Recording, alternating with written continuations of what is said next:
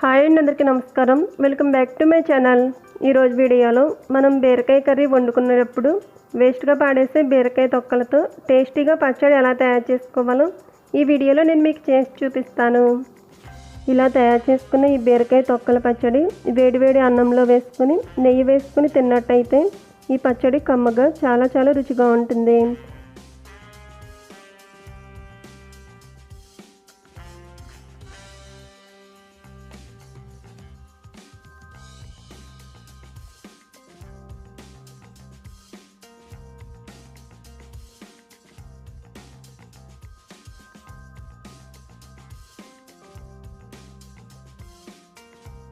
అలాగే బీరకాయ తొక్కల్లో కూడా ఫైబర్ ఎక్కువగా ఉంటుంది.